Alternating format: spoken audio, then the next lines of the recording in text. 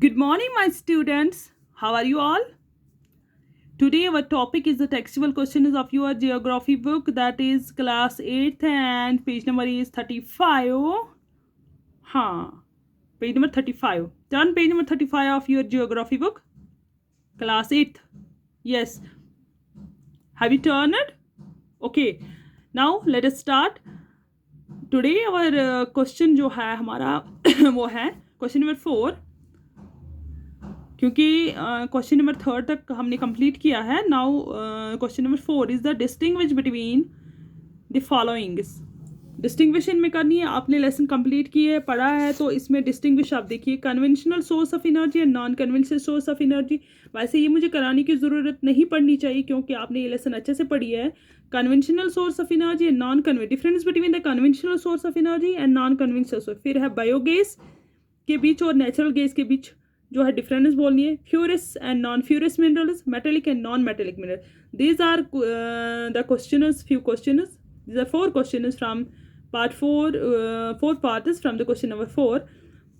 We have to do these parts because they are very important. तो हम आज ये जो है ये पोर्शन करने जा रहे हैं, तो आप इनको अच्छे से जो है लर्न करेंगे. तो अब मैं आपको ये कराऊंगी, इस पे भी मैं दिखाऊंगी कि किस तरह से कन्वेंशनल नॉन कन्वेंशनल सोर्स क्या होते हैं. मैंने ऑलरेडी बताया भी है और फिर बताऊंगी, और किस तरह से आपको लिखना है वो मैं दिखाऊंगी. आप अपनी बुक पे एक कॉलम भी बना सकते हैं. नोटबुक पे एक साइड पे आप लिख सकते हैं, कॉलम बना के एक साइड पे लिख सकते हैं कन्वेंशनल सोर्स ऑफ और नॉन कन्वेंशनल. ऊपर से लिखेंगे क्वेश्चन, आप रेड पेन से मार्क करके लिखेंगे कि डिस्टिंग्विश बिटवीन या difference between conventional and non conventional source of energy. एक कॉलम कन्वेंशनल का बनाएंगे, दूसरा कॉलम नॉन कन्वेंशनल का. अगर आप इस तरह से भी लिख सकते हैं कि जिस तरह से मैंने ये लिखा है, second option conventional source of यहाँ पे लिखेंगे, फिर सेकंड वन नॉन कन्वेंशनल लिखेंगे. इसी तरह से अगर कॉलम भी डालेंगे वो अच्छा होगा. तो ये है अब क्वेश्चन नंबर 4 का पार्ट फर्स्ट. अब हम देखेंगे कन्वेंशनल सोर्स ऑफ एनर्जी. ये आपको पता है और मैं फिर से आपको बताने जा रही हूँ. These are the source of energy which have been in common use for a long time. Conventional source of energy उस एनर्जी को कहते हैं जो हम बहुत पहले से हमारे इंसिस्टर्स भी यूज़ करते आए हैं और हम भी बहुत पहले से उसको यूज़ कर रहे हैं. दे आर एग्जॉस्टेबल, ये ख़त्म होते हैं. अगर हम इनका यूज़ जो है वो बेतहाशा करें, इनका यूज़ जो है हम किसी प्रॉपर प्लानिंग के साथ नहीं करें, इनको सेव नहीं करें, तो एक वक्त आएगा ये पूरी तरह से ख़त्म हो जाएंगे. हम इनको फिर कंजर्व नहीं कर सकेंगे, हम आगे की जनरेशन के लिए इनको नहीं बचा पाएंगे. इसलिए हमें केयरफुली जो है इनका ख्याल रखना है, इनका यूज़ करना है केयरफुली. तो सेकंड जो है that is they cause high scale pollution. ये जो है पोल्यूशन जो है वो क्रिएट कर सकते हैं, क्योंकि इनसे जो है इन कन्वेंशनल एनर्जी से जो है बहुत सारे वेस्ट मटेरियल्स निकलते हैं, जिनकी वजह से वाटर पोल्यूशन हो सकता है या एनवायरनमेंट पोल्यूशन हो सकता है. तो ये पोल्यूशन क्रिएट करते हैं, या इनसे स्मोक जो निकलता है वो निकलता है, उससे जो है पोल्यूशन क्रिएट होते हैं, एयर पोल्यूशन भी क्रिएट होता है. तो and part 4 is firewood. Example है इसकी फायरवुड और फॉसिल फ्यूल्स, जिनको हम बहुत पहले से यूज़ करते आ रहे हैं. वो है फायरवुड जो आप देख रहे हैं ज़्यादातर देहात में जो लोग इस्तेमाल करते हैं फायरवुड पे कुकिंग के लिए, कहते हैं कुकिंग पर्पज़ के लिए. इसी तरह से फॉसिल फ्यूल्स जो है उनका यूज़ हम करते हैं. तो these are the conventional source of energy. Now next is the non conventional source of energy. आपको पता है ये कन्वेंशनल सोर्स ऑफ एनर्जी हो गई जिनको हम लॉन्ग टाइम से यूज़ करते आए हैं. Non conventional source of energy जो है ये इसका अल्टरनेटिव निकाला है साइंटिस्ट्स ने या जियोग्राफिस्ट्स ने. इनका अल्टरनेटिव निकाला है कि अगर हम इन पोल्यूशंस को, इन मिनरल्स को बचाना चाहते हैं, तो हमें कुछ अल्टरनेटिव थिंग जो है वो ढूंढ निकालनी है. तो वो अल्टरनेटिव थिंग जो है वो निकाली इन्होंने, दिस सोर्स ऑफ एनर्जी, जिसको हम non conventional source of energy कहते हैं. और ये एनर्जी जो है ये हम कॉमन यूज़ नहीं करते हैं. ये कहीं कहीं इलाकों पे जहाँ पे हमें ये मिलती है वहाँ पे हम इसको इस्तेमाल करते हैं. दे आर इनएग्जॉस्टेबल, ये ख़त्म नहीं होने वाली है, क्योंकि ये इंसान के हाथ में है, तो ये ख़त्म नहीं होंगी. इनको इंसान जो है अपनी टेक्नोलॉजी की वजह से जो है यूज़ करता है, अपनी मशीन्स के थ्रू जो है वो इनको यूज़ में लाता है. तो दे आर इनएग्जॉस्टेबल. ये इनएग्जॉस्ट नहीं होते हैं। जैसे सोलर एनर्जी जो है कभी ख़त्म ना होना। आप देख रहे हो जब से आप पैदा हो तब से सोलर एनर्जी का हम यूज़ करते आ रहे हैं, ये ख़त्म ना होने वाली चीज़ है ता क़यामत। तो इस तरह से ये जो है हम इनका यूज़ कर सकते हैं। एनवायरनमेंट पोल्यूशन फ्री है, ये इको फ्रेंडली है।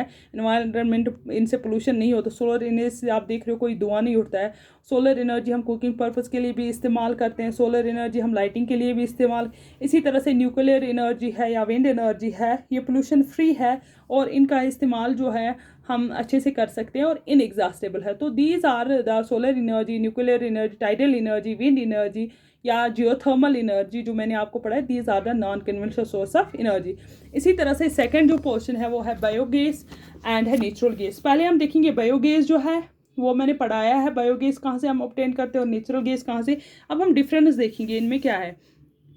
Biogas, it is obtained from the decomposition of organic matter like dead plants, animals, dung, kitchen waste। ये मैंने आपको परसों बताया कि जो बायोगैस है वो हम ऑब्टेन करते हैं, वो हमें मिलता है डेड ऑर्गेनिज्म से जो हम डिकम्पोज करते हैं। जैसे डेड एनिमल्स है, डेड प्लांट्स है, वेस्ट मटेरियल हमारे किचन से निकलता है या काउ डंग, वो जो है उनसे हम जो है बायोगैस जो है कार्बन डाइऑक्साइड मोनोऑक्साइड जो निकलता है उनसे हम बायोगैस जो है वो प्राप्त कर सकते हैं। तो इसी तरह से अगर हम देखेंगे नेचुरल गैस जो है उसकी पहली डिफरेंस जो है, it is obtained as a by product during the extraction of petrol. मैंने आपको परसों बताया कि जब हम पेट्रोल निकालते हैं डीप अर्थ के डीप जो है बहुत डीप चले जाते हैं, वहाँ से हम पेट्रोल निकालते हैं। कभी कभी सी बेड से पेट्रोल निकलता है। तो वो पेट्रोल निकालने के बाद जो क्रूड ऑयल उसमें से निकलता है, क्रूड ऑयल के बाद जो हमें वेस्ट प्रोडक्ट उससे निकलता है, एक्सट्रैक्ट करते हैं। तो जो बाई प्रोडक्ट्स उसके साथ सिर्फ हम पेट्रोल ही नहीं निकालते हैं, बाकी प्रोडक्ट्स भी निकालते हैं। उनमें से एक प्रोडक्ट जो है वो नेचुरल गैस भी हमें प्राप्त होता है। उस हीटिंग के दौरान हमें नेचुरल गैस भी प्राप्त होता है। तो इस तरह से ये जो है बाई प्रोडक्ट है नेचुरल गैस। तो सेकेंड जो है इम्पॉर्टेंट थिंग है, it is renewable source of energy. जो ऑर्गेनिक मैटर है ये रिन्यूएबल है। आप देख रहे हो प्लांट जो है डेड इंसान जो है नए बनते हैं, मरते हैं, नए पैदा होते हैं, तो ये रिन्यूएबल सोर्स है। इसी तरह से किचन का वेस्ट जो है आज हम इस्तेमाल वेस्ट किचन से किया कल दोबारा, क्योंकि हमें खाना पीना है, खाने के बगैर हम जिंदा नहीं रह सकते।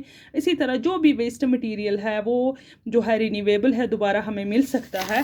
तो इस तरह से अगर हम बात करेंगे नेचुरल गैस की, it is a non renewable source of. अगर हमें, क्योंकि मैंने आपको बताया अगर हम पेट्रोल को जो है सेव नहीं करेंगे, कभी कभी हमें साइकिलिंग करनी चाहिए, कभी कभी हमें बाई फुट जाना चाहिए शॉर्ट डिस्टेंसेस पे।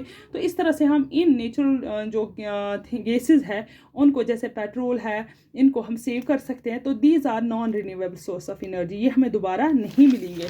तो इसी तरह से जो है बायोगैस जो है इट पोल्यूट्स द एनवायरनमेंट। ये पता ही, बायोगैस जब हम जलाते हैं, मैंने पहले ही जब हम बात करते हैं कार्बन डाइऑक्साइड और मोनोऑक्साइड की, बहुत दो जहरीली गैस हैं जिनकी वजह से हमारा एनवायरनमेंट जो है, एयर जो है वो पोल्यूट हो सकता है। तो जब तक कार्बन डाइऑक्साइड इससे निकलेगा तब तक जो है हमारा एयर को पोल्यूट करता रहेगा। तो अब जो नेचुरल गैस है it is a clean fuel. ये क्लीन फ्यूल है, इसमें से ज़्यादा जो है धुआं नहीं निकलता है और ज़्यादा जहरीली गैसें नहीं निकलती है। तो इसी तरह से अगर हम बायोगैस की बात करेंगे, it is used for domestic purpose like cooking and lighting. ये आपको पता ही है, बायोगैस जो हम अपने घरों में एलपीजी गैस जो है, जैसे मैंने बताया 2000 लीटर्स जो है बायोगैस की, उससे हम एलपीजी एक सिलेंडर बना सकते हैं। तो ये कॉस्टली भी है, लेकिन कुकिंग पर्पस और लाइटिंग पर्पस के लिए हम इसको डोमेस्टिक पर्पस के लिए यूज़ कर सकते हैं। इसी तरह से जो नेचुरल गैस है उसको हम domestic purpose as well as हम उसको इंडस्ट्रियल पर्पस के लिए भी यूज़ कर सकते हैं। जैसे आप गाड़ियों को देख रहे हो, गाड़ियाँ रन करती हैं फ्यूल पे, तो ये चीज़ें जो है हम इनको इंडस्ट्रियल पर्पस के लिए भी इस्तेमाल कर सकते हैं। फिर नेक्स्ट जो है आपका, that is difference between ferrous and non ferrous minerals. Ferrous minerals उनको कहते हैं और नॉन फ्यूरस मिनरल्स मैंने आपको पहले ही दिन बताया, क्योंकि ferrous minerals are those minerals which contain iron. जिस मिनरल में आयरन होता है उनको फ्यूरस मिनरल्स बोलते हैं, और नॉन फ्यूरस मिनरल्स वो मिनरल्स हो गए जिनमें आयरन नहीं पाया जाता। तो फ्यूरस मिनरल्स कंटेन आयरन, सीधे आप लिखोगे, non ferrous minerals did not contain iron. इस तरह से एग्जांपल अगर आप देंगे फ्यूरस मिनरल्स में आप देंगे आयरन और बजाते खुद एक फ्यूरस मिनरल है, फिर मैग्नीज एंड क्रोमाइट। इसी तरह से नॉन फ्यूरस मिनरल्स में से आप गोल्ड, सिल्वर, कॉपर, लेड जो है दीज आर नॉन फ्यूरस में because they did not contain iron. इसी तरह से मेटेलिक मिनरल और नॉन मेटेलिक मिनरल्स की डिफरेंस आपको लिखनी है। Metallic mineral simply those minerals which contain metal as a raw, जो जिनमें मेटल जो है रफ फॉर्म में हमें मिले उनको हम मेटेलिक मिनरल्स कहते हैं। जैसे बॉक्साइट और मैग्नीज जो है वो रफ फॉर्म में इनमें जो है मेटल मिलता है, तो ये जो है ये मेटेलिक मिनरल है। अगर हम नॉन मेटेलिक मिनरल्स की बात करेंगे, non metallic minerals are that minerals they does not contain metal, जिनमें मेटल रफ फॉर्म में हमें नहीं मिलता है उनको नॉन मेटेलिक मिनरल। जैसे लाइमस्टोन है आपके पास, जिप्सम है आपके पास, या आप जो पेंसिल यूज़ करते हैं लेड जो है उसमें, या जिप्सम जो है लेड नहीं gypsum, mica and limestone, these are the non metallic mineral, क्योंकि ये हमें मेटल फॉर्म में नहीं है। जिप्सम जो आपने देखा है जो घरों में हम जिससे अपनी दीवारों को जिप्सम पेंट करते हैं तो वो रॉ फॉर्म मेटल मिलता है नहीं, लेकिन वो मिनरल है, वो है नॉन मेटेलिक में। इसी तरह से लाइमस्टोन जो है वो भी नॉन मेटेलिक मिनरल है। तो इसके साथ साथ हमने इस लेसन को भी कंप्लीट किया। Now we have completed 4 chapters of geography, 4 chapters of your history portion. तो इसके बाद हम जो उठाने जा रहे हैं we will start this civics। तो civics का पोर्शन हम उसमें भी एक दो लेसनें एक दो आपने किए, एक दो और करेंगे। तो इस तरह से हम जो है पोर्शन वाइज जो है आपका जो है सब्जेक्ट जो है धीरे धीरे कंप्लीट करेंगे इंशाल्लाह। तो I think it is enough for today. Thank you. Be happy.